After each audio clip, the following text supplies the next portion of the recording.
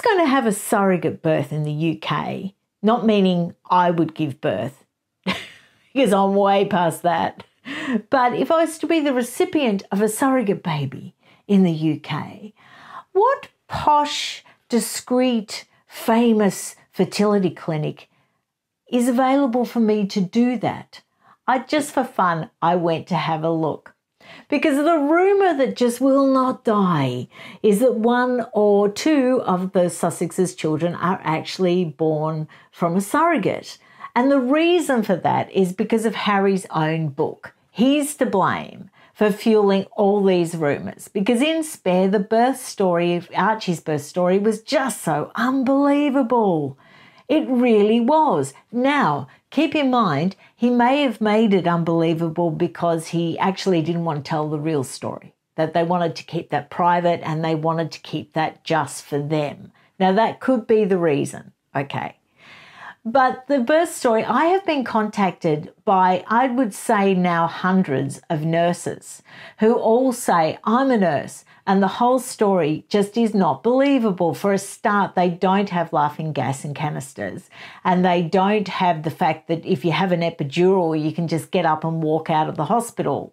And the whole thing, every nurse that has contacted me has said, look, it's just unbelievable, and it's just to the point of ridiculous.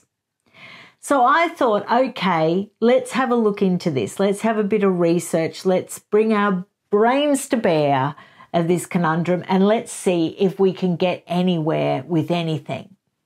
Well, a few things I did come across, that a few private clinics do actually have the canisters of laughing gas, which is what Harry described in the book. As far as the epidural thing goes, I can't find a logical way around that.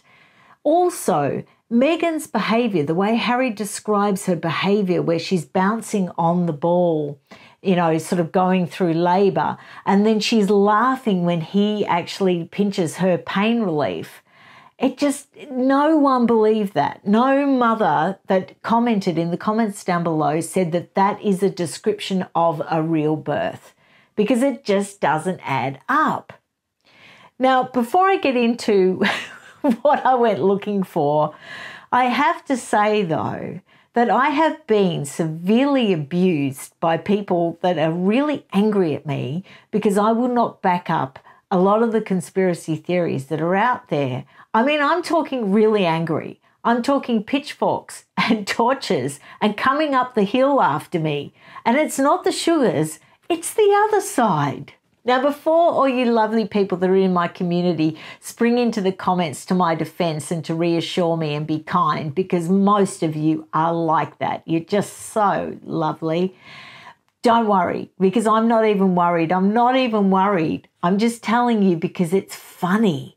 Because people get so angry. They are really so upset about the fact that I stick to the written word, or I stick to what's published in a book, or I don't sort of espouse things that are just rumours. And, you know, because look, the trouble is, if you go looking for facts to back up a theory, you tend to twist the facts to fit the theory. And it's all very well and good, but all you're doing is fueling a whole lot of BS that then races around the internet. I mean, if there's going to be anything discovered that is factual, well then great, share it. But what I find is most YouTube channels just hint.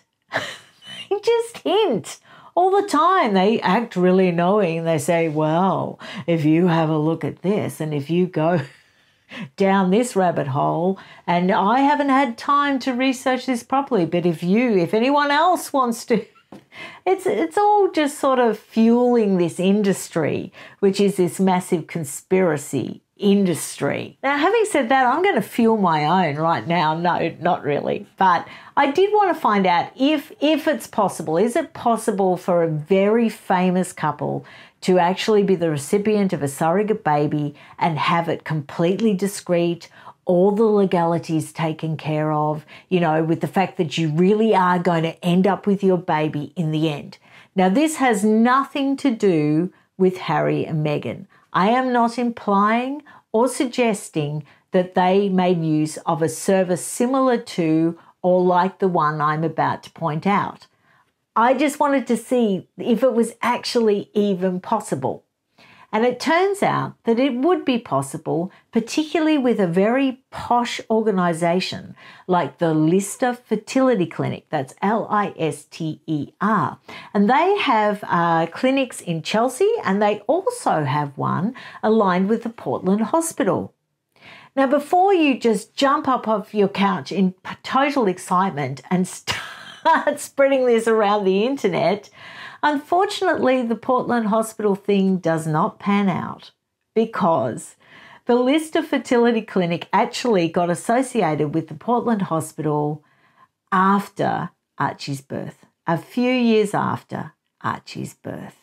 Now, you can imagine when I first discovered that there was a fertility clinic that specialised in surrogacy services actually aligned with the Portland Hospital, it blew my head off with excitement. I thought, oh my God, I'm going to have a world exclusive. I'm going to be so famous. This is just going to spread all over the internet. And I'm the one that broke the story. Well, unfortunately, no, because it doesn't pan out, like I said. They weren't part of Portland Hospital when Archie was born. So if they did use Lister Fertility Clinic, and the only reason why I'm saying they could have if that was the case, which it wasn't the case, it's because they are someone that has a great reputation. They're someone that look after surrogacy and take, dot the I's and cross the T's and look after everything for you. And I imagine that if you were very well known, that is exactly the professional sort of fertility service that you would access. But if they were going to access that around the time of the birth of their first child, they would have had to have had the birth over in Chelsea, because the only clinic that was open at that time was over in Chelsea. So like you said, it's just all a big dead end, and you have to be so careful, because when you go looking, trying to back up these rumours or trying to find facts, you end up sort of going off half-cocked. When you find even something slightly that fits, you sort of make it fit. It's like doing a jigsaw puzzle and you get a piece and it doesn't quite fit, but you smash it in with your hand to make it fit so you get the picture that you want. So the whole thing is just amusing, and it's also amusing now that you've got pretty much Sky News, GB News, every sort of news trying to drum up drama about the Harkles. I mean, they're really trying to scrape the bottom of the barrel. Like that story about the 80-year-old neighbour that was rejected by Harry and Meghan because he came around after they moved into Montecito and he wanted to bring over a CD of the history of the area. And I'm just reading this and I'm thinking, I wouldn't have let him in. I mean, if some random 88-year-old turned up at my security manned gate with a CD, I wouldn't let him in. For a start, you don't know what was on the CD. I mean, it could have been something that would incriminate them as soon as they received it. It could have been, I mean, what famous person, let alone a member of the royal family, is going to embrace some doddery old neighbour that turns up with a CD at the gate? I mean, come on. I mean, even Lady Gaga arrested a guy who kept turning up at her place in Malibu, and he was actually arrested at the end of her driveway because he kept turning up at her home with little gifts. And famous people can't afford that. I mean, their lives really are often at risk from loopy-loos. So, yeah, I thought that was a big drum up.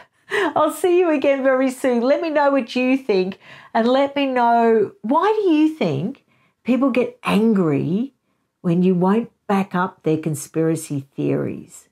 Why do they get so upset? Because if they believed in it, then why do they need anybody else to back them up in it? It just doesn't make sense. Everybody needs to chill out and to be a little kinder, like Meghan tells us to. Bye.